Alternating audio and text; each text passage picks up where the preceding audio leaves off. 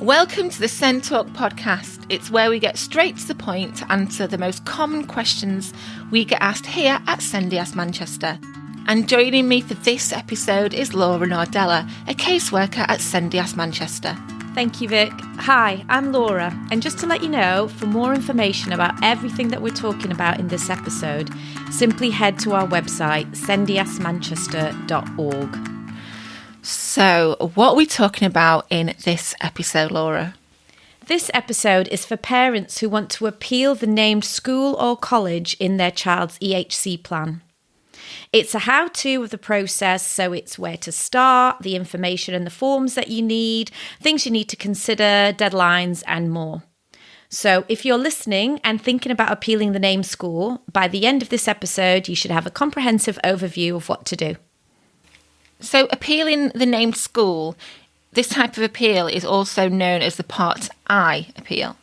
Yes, that's right, because Part I is the section of the EHC plan where the school is named. And it's also sometimes called a placement appeal, obviously, because it's a school placement.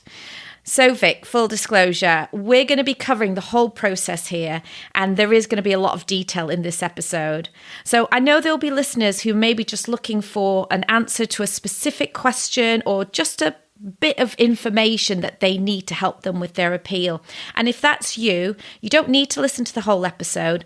You can look at the show notes where we break down the episode in sections. Is that right, Vic? That's right. What we're going to do, yeah. So there'll be different sections in there. You can feel free to skip to the part that you want. Yeah, so we've made it dead easy if you just want that specific bit. Look at the show notes. We're doing it all in little chapters. So if you're thinking, wow, this is long, then you can find that specific bit right for you. So that's great. So Part I appeals. Let's get on to the juicy bit, shall we? Well, whatever you consider juicy. Is there anything we need to know as background before we start? Like, why or when is this going to be relevant? Yeah, there is. And actually, this is really important. First of all, just get straight to it. You need to have a finalised EHC plan. EHC plans can come in draft form, as parents will know. You can't appeal a draft plan, so it needs to be finalised. The next important bit is it needs to be dated within 2 months. So the date on the plan needs to be less than 2 months old. That's your appeal window. You get 2 months to appeal and you must lodge it in that timescale. So 2 months doesn't sound that long. When would a parent have that recently dated final EHC plan? So it could be your child's first plan, where your child has gone through the statutory assessment process, then the local authority decide to issue a plan, so that has a recent date on it. Or it could be an existing plan. Perhaps your child has had a plan for quite a number of years. Then there's an annual review. Amendments are requested. The local authority amend the plan. And once that's been updated, they issue a new final plan. And obviously that's got a recent date on it as well. Or it could be a plan issued in a transition year.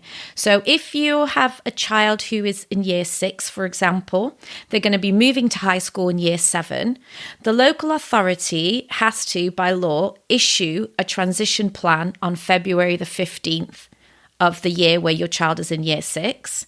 And that plan, that could be appealed as well if you're not happy with the high school, and that will have that date on it. So check the final plan, see if it's dated within 2 months. If it is, if you disagree with the name school on the plan, you can choose to appeal and listen on to the rest of the episode. So what if we've got a parent, Laura, that's looking at their plan and it's beyond that 2 month window? Yeah, so not to panic, there are certain steps that you can take if you are still looking to change your child's school, but you won't be able to go straight to appeal. That's a different process, and I'd say contact SENDIASS Manchester. We'll talk you through what you need to do there. What about mediation, Laura? I remember we spoke about that in the episode about first steps to the SEND Tribunal. Okay, yeah, you're listening to me, Vic. I like that. I'm paying attention, Laura. Testing. Okay, mediation. Well, actually, Part I's are the exception to mediation. If you are only appealing Part I of the plan, there is no requirement to attend or even consider mediation. Now, Vic, you've remembered everything that I've said before. There's other sections of the plan which can be appealed as well. So, for example, Part B or Part F. And these can be appealed in combination. So, like, you could appeal Part B and I, for example, or whatever. So the rule of thumb is when you're appealing more than Part I, yes, mediation is obligatory. You have to consider it. But as this is an episode only about Part I appeals, we'll just concentrate on that. Let me get this straight then. If it's only Part I, no mediation. But if you're appealing Part I along with other bits, then yes, you must consider mediation. Yes, that's right. Right. But just for but just for completeness, because I want to give parents the right advice, and it may be a bit confusing, but you can ask for mediation for Part I. I'm just letting you know that you don't have to do it. There's no requirement to do that. You can go straight to the tribunal appeal. Well, why wouldn't you go to mediation if it's possible? Well, although you have the right to request it, mediation could cause delay to your tribunal appeal. I'm not going to be telling people what to do because this is a personal choice for parents, but realistically, there is often very little budging from the local authority when you're going to mediation only to discuss school places, because that has already been considered by the local authority. So sometimes there's very little movement that can be done there. And you might find that you go to mediation, nothing happens, and then you find out you have to go to appeal anyway, and then the whole process is delayed by a month or so. So it's a decision for parents to make for themselves. And if you're thinking that your case might be a little bit different, or you're not sure what the right step to take is, always come back to SENDIASS Manchester and we'll talk through your case with you. And we'll put all those SENDIASS contact details in the show notes as well. Thank you. Okay, so I've got a final EHC plan. I've checked the date. It's within 2 months. I'm not going to go to mediation because I don't have to. I'm ready to appeal to the tribunal. What do I do next? Well, Vic, your first step is to download a copy of the SEND 35 form. This is the form that you use to appeal to the tribunal. And I'm assuming we will put a link to that in the show notes. You assume correctly, Laura. So you've got your form. Next, start to gather your essential documents. So these are the documents which you must send if you want to lodge your appeal. Or say that a different way. There's certain documents that you have to send when lodging your appeal.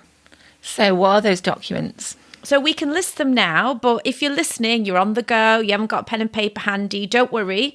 There's a list of those documents on the SEND 35 form. It's in section 10 of the form. There's little tick boxes there to remind you, have you sent this, that and the other? So don't worry, it's all there for you. And the beauty of a podcast is that you can pause, write it down, stop, and you can always listen to this episode again. So this information and advice is with you forever. Yes, absolutely. Listen to us as many times as you need. So we'll go through the documents. I'm just going to list them and number them because there are a few and we're just going to crack through them. So the first thing you need is a copy of the final EHC plan. So that's the plan that's got the named school that you're disagreeing with. Number 2 is the local authority letter, which came with the plan. So when I say local authority, I'm meaning also the EHC team. So the EHC team will have sent a letter with the plan saying, here is your final EHC plan, That's the letter. You need to keep hold of that, and that needs to go as well. So number 3, you'll need a copy of the appendices of the EHC plan. So the appendices, what's that? It's all the reports and the documents which informed the EHC plan. So if you go to section K of your EHC plan, so that's the one right at the end of the plan, it's got a list of all the reports there. That's what's in the appendices. So if your child has had a brand new EHC plan, for example, if it's the first one, you may well have been sent those appendices as part of the assessment process. But if it's an amended plan or a transition plan, you may not have those to hand, but we'll tell you how to get them later. Number 4 is the SEND 35 form. Obviously, you've got to send the form off, completed, signed, dated, etc. So it's the official form which we spoke about before, and that's going to include all your reasons for appeal. And Vic will be going into that in detail about how to write those up later. And number 5, last one, if you've attended mediation, send the mediation certificate. But as we said before, you don't need one. If you haven't got one, ignore that tick box. So all of the above are the essential documents. And so you're thinking, why do I need to send them? If you don't send any of them, the tribunal won't be able to register your appeal. And what will happen is that they'll just get back to you. They'll say, sorry, we can't register your appeal. You need to send us the document. And the thing is, it'll just cause more delays. So you want to avoid that. Now, that is a big old list of documents. I know. What happens if you don't have something, or you can't find the local authority letter, or you don't have those appendices that you said? So, yeah, absolutely. In which case, just email the linked EHCP coordinator. There will be a linked EHCP coordinator for every school in Manchester or every area, or even if you're out of area school. So don't worry about that. Ask them to send you any documents that you've got missing. If you don't know who your linked EHCP coordinator is, you can contact SENDIASS on the inbox or the helpline, and we'll signpost you to the right person. And again, all the contact details for SENDIASS Manchester will be in the show notes. And I suppose, do you need all this information in electronic form? So do I need paper copies or? Yes, that's a really good point, Vic. You do need the documents in electronic form. You can lodge an appeal in a paper format by post, but it's so much faster and more effective to lodge your tribunal appeal electronically. And the tribunal is really digitising itself lately, and they will prefer it in that format as well. So if you've been sent your child's EHC plan and letter in the post as a paper copy, and I know that does happen a lot in Manchester, contact the EHCP coordinator and ask them to send you an electronic copy. And if you don't have the appendices, you can ask the EHCP team for that as well. Brill. Okay, that's a weight off. But another thing we have to do, with all the documents, we have to send that SEND 35 form. Now, is that complicated? Because not a lot of us like filling in forms. I know, me neither. Yes, I know, so stressful. But luckily, the SEND 35 form is actually quite straightforward. It's very tick boxy. There's a lot of general information. So try not to get put off. It is made for parents to complete. In this episode, I'll go through some of the sections which relate specifically to Part I appeals. And on the SENDIASS website, there's a video about completing the SEND 35 form. And that video goes through every single section. So that's really helpful. So just to clarify, the SEND 35 form is used for lots of appeals, not just Part I appeals. So there's lots of different sections in there. And that's all on the video. But in this episode, we're just going to be going through the Part I appeal stuff. That sounds super, super helpful. So just to remind you that we will put a link to that video and we'll put a link to the form in the show notes. And so let's go through that SEND 35 form now, shall we? It's a little bit easier to get done if we're all kind of doing it together and having a bit of chat about it. So Laura, what I really like about you in these episodes is that you break everything down in really easy to understand bits. So I trust you that you're going to make it sound as easy as possible. Okay. No pressure. So section 1 of the form, that's just basic information. Don't worry about that. Name, address, easy. In section 2 of the form, they ask you why you're appealing. There's a tick box. That's fine. But there is a part saying if you are appealing the name school, so that's us now. That's what we're doing. You have to put in the name and address of the school you are appealing in favour of. So there you write the name of the school that you want. And if you don't know the school that you want, because that does happen, you can also write just a type of school. So for example, mainstream or specialist. But I just wanted to let you know, it's a lot harder to write up your reasons for appeal in favour of just a type of school, because you can't be as specific when you're sort of getting your evidence together. That's that. Under the school name, there's another box, and that asks you when the school was last contacted and any response made, and you have to fill in that box as well. So what kind of information are they looking for in that box? So in that section, you just can include any information on contact with the school. So keep it brief, just bullet point it with the dates and one line. Like, for example, we visited the school on this date. My child visited on this date. The most important thing is, when did the local authority consult with that school and what was the response made? So you could say the local authority consulted with the school on X date and their response was that they could meet my child's needs. Remember that the local authority does have a duty in law to consult with your preferred school as long as you've made your preference clear.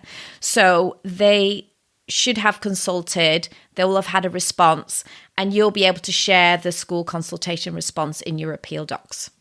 And what if you don't know it? Well, you can ask the EHCP coordinator to share a copy of the school consultation response with you.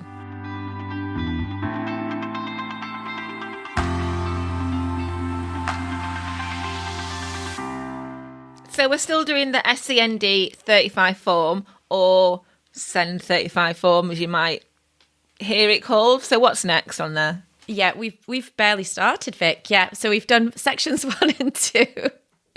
Okay.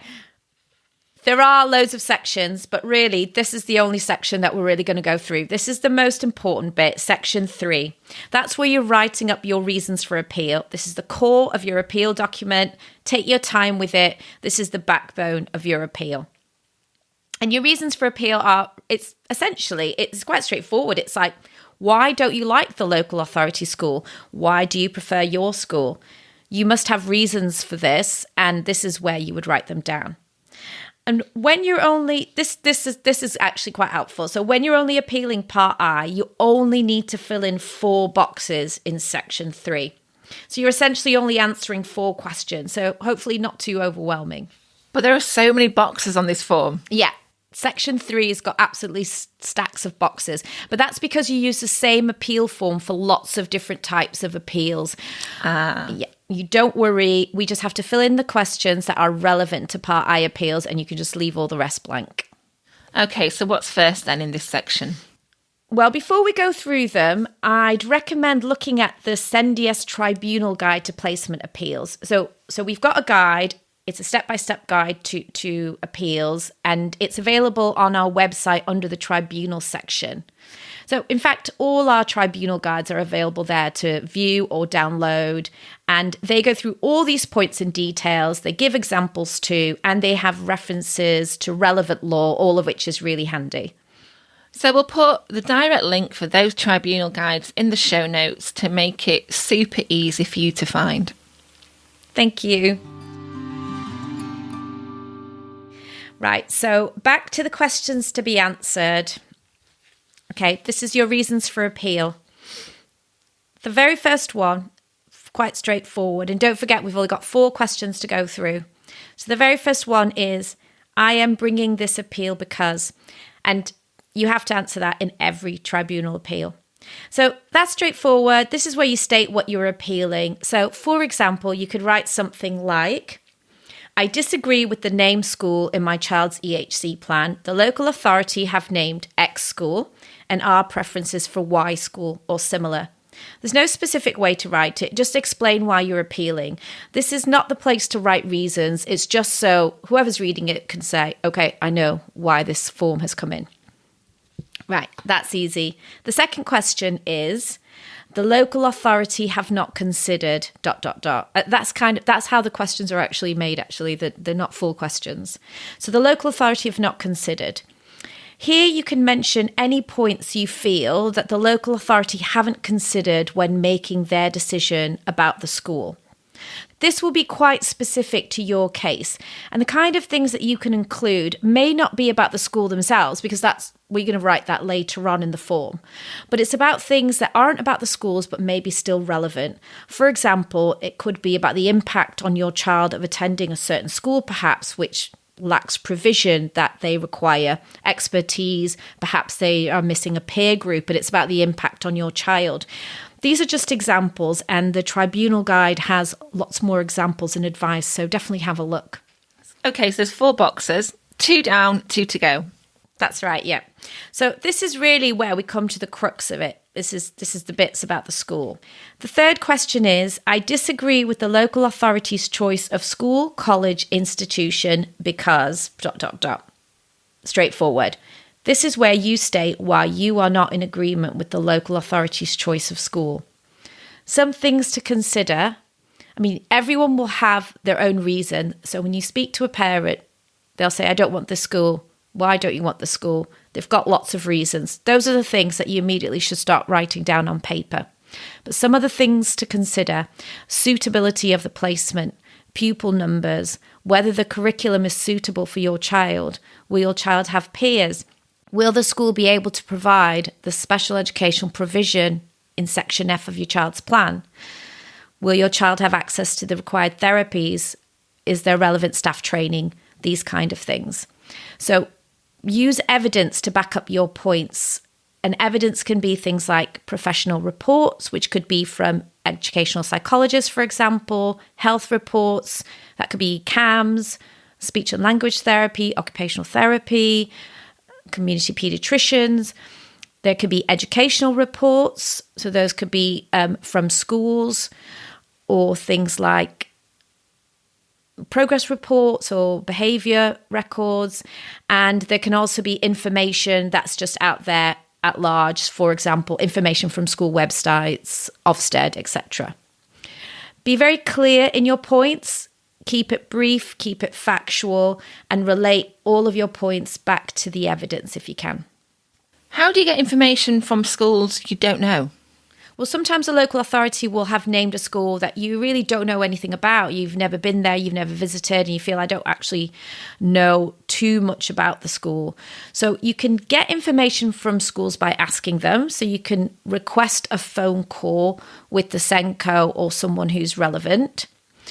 You can put in a freedom of information request, and additional information can be found online. So there's information on their website, Ofsted reports, as we mentioned before, and you can also have a look at their own policies, for example, their SEND policy. There's also other websites out there which give information on schools, such as School Checkers, which is a gov.uk website about schools. But often, Vic, the child is already attending the school named by the local authority. It's just not the parent's preference. So if that is your case, your child will have lived experience and lived evidence of that school, and you will also have knowledge of that school as a parent. So you can write that up from a parent's point of view. And then I would also suggest you can request a summary report from the SENCO. And if parents, our listener, have questions on the specifics of their case, they can, of course, always contact SENDIASS to talk it through with you guys. Yes, exactly, because every case is really, really different, and we can't go through everything here. This is just an overview. So do come and give us a ring if you want to talk about what you're going to write. So we're still on the form. We've done 3 questions and we have 1 to go. The 4th question. The magical 4th question. So the 4th question is, I prefer my choice of school, college, institution because. So this is where you get the chance to state why you prefer your choice of school. Very similar points to consider as in the previous question, but this time it's like the other side of the coin. That school doesn't provide that, but this school provides this. Again, keep it factual. Relate the points back to the EHC plan and provide evidence, reports or documents to back up your points. Laura, you're talking about a lot of evidence. Collecting that sounds like it's going to take some time. Do we really need evidence for everything?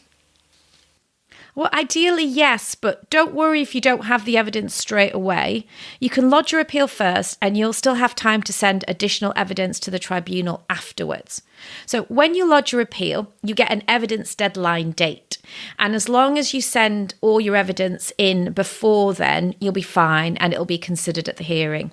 So, for example, let's say you're waiting for a school report and you're due to lodge your appeal, but you're running out of time.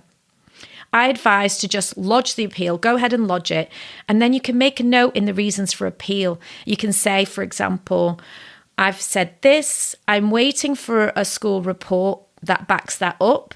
That will be coming, and I'll send it to the tribunal as soon as it's available. So you can do it that way. I suppose you don't want to risk missing your deadline, do you? Yeah, absolutely. You don't want to delay the process. You don't want to sort of push yourself to the end of the deadline, and you certainly don't want to miss your deadline. The tribunal is really busy, and the reality is that it can take months to get a hearing, and sometimes it can take up to close to a year. So you do want to lodge your appeal as soon as possible.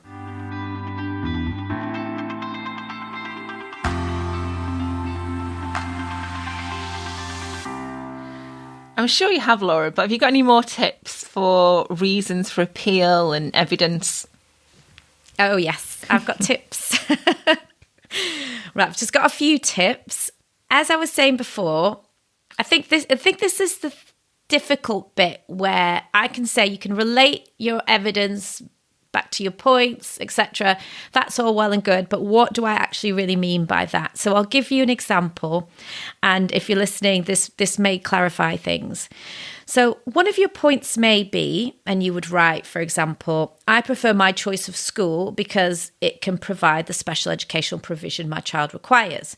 My child requires teaching in small groups of less than 6, brackets, as stated in the EP report dated June 2023 and Section F of the EHC plan. So you can see what I did there. I said a point, this is what my child needs, and it's not just me saying, I think my child needs it. I can say, these are the 2 reports which back up what I'm saying.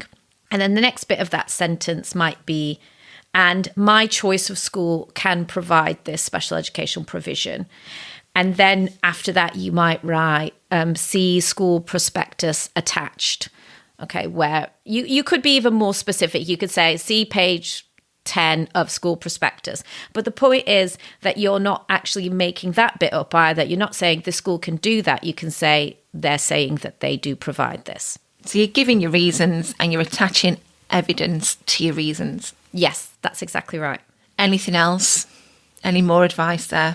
Well, just a couple more things, which isn't really, it's kind of evidence, but I would advise parents to send this. You don't have to, but just thought I'd mention it here. So I'd advise parents to write up a parental statement. So this is coming just directly from you. It's your views. You're giving a holistic overview of your child and of the issues. Don't go through the whole history from the beginning of time. Keep it relevant, keep it brief and straightforward. It'll have a lot more impact that way. So you want the tribunal to have a better understanding of your child. And everyone knows, like professional reports and even the EHC plan, it doesn't have the full stories. So this is an opportunity for parents to fill in the blanks and really give the tribunal sort of an understanding of your child. Another recommendation is to submit a document which is the child's voice, if possible. The tribunal really, really like to hear the child's voice, and so they will put weight on this. So that would be a document. So it's either written by the child or young person themselves, or it can also be recorded by the parent, or it could be also recorded by school staff or another professional. But when you're writing your child's voice, try to use the child's own words if at all possible. So if they're saying them to you, write them down as if it's coming from them. Make sure that the child's voice document is dated. Oh, and also the parental one as well. So make sure it's dated so it's clear when it's recorded that it's not old information.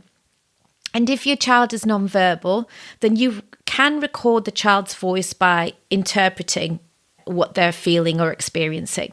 So, for example, you could say something like, I feel that my child is very comfortable in my choice of school. And you could write, when my child visited my preferred school, he was very calm. He sat in the classroom. He played happily. I saw him smiling at the staff. He felt confident enough to explore the room alongside a new staff member, even though he didn't know them.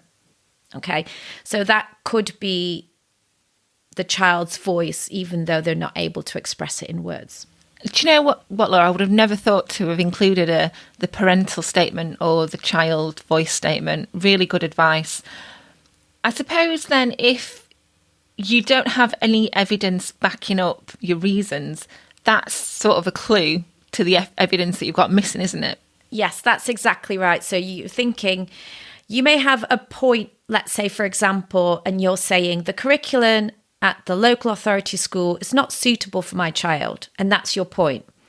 But then you haven't got anything alongside that sort of backs that up. So then you know, right, okay, I need to find something. So, and often it's not really hard to do. So for this example about the curriculum, you just go to the school website, find the curriculum, copy and print out that bit of the page, and then you've got a bit of evidence backing up what you're saying.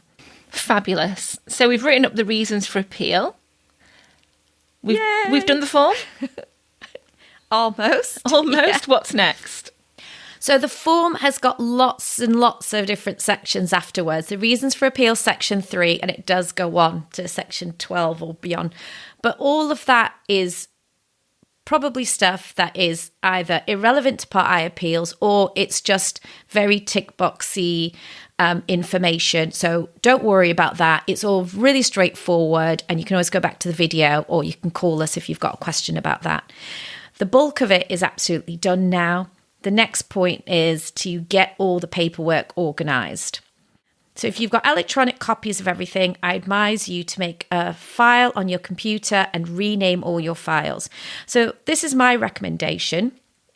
I usually say to parents, rename it with the child's name and then what the document is.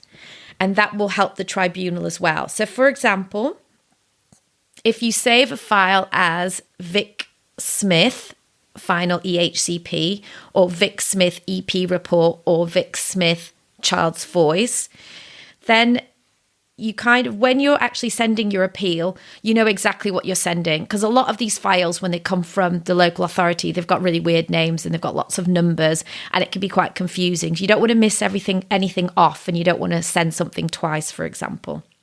And that's all sent by email? There's no special way of doing it? No, not really. It's really straightforward. The email address for the tribunal is in section 12 of the SEND 35 form. It's all there clearly marked.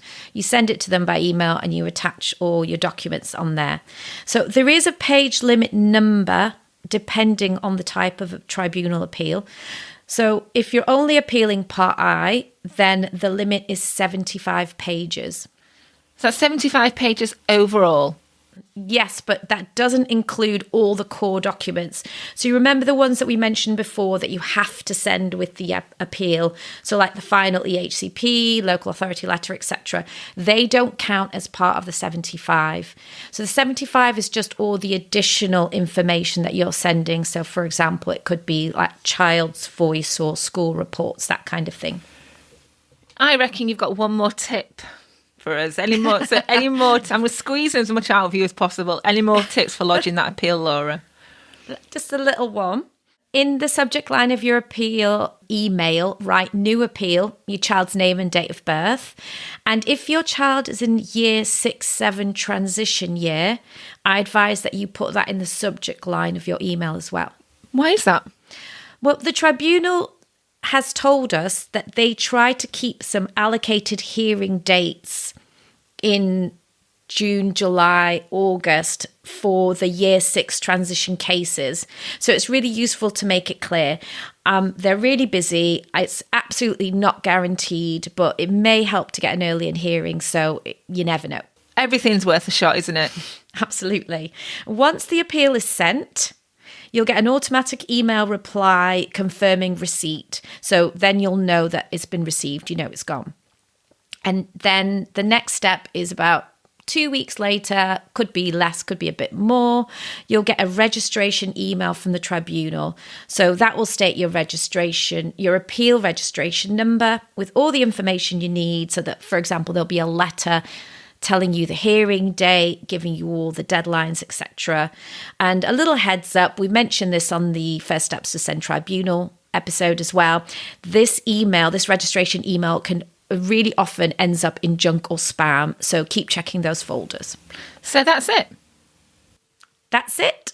You have registered, it's gone, Part I appeal lodged. Well done. Well, there's been quite a lot of information in this episode because I guess it is a complex process. The SENDIASS Tribunal Guide to Part I Appeals, which you mentioned before, sounds like another great resource to support you in this process, and we will put a link to that in the show notes as well. Yeah, the Tribunal Guide is really detailed and includes guidance on the law, which we can't really go into here because sometimes it will depend on the type of Part I appeal. And another thing is that then once you've lodged your appeal, which is what we're talking about today, then after that there is preparing for your appeal hearing, which is a whole other step. We won't go into it now, but the Tribunal Guide does take you through those steps as well. So that's really handy. And of course, then you can always call or email SENDIASS and we can provide specific advice for you. And just to clarify, to access SENDIASS Manchester, you must be a Manchester City Council resident. But there is a SENDIASS in every local authority in England, and you can easily find yours by doing a quick internet search of SENDIASS plus your local authority name. Brilliant. Thanks, Vic. No, thank you, Laura. So that's it for this episode, and thank you for listening. Yes, thank you for listening. And do you have a question for us that you'd like us to answer on future episodes of the SENTOC podcast? We'd love to hear from you. Send your question or your suggestions along with your name to the Manchester SENDIASS email, which is included in the show notes. So see you next time. See you next time. Bye.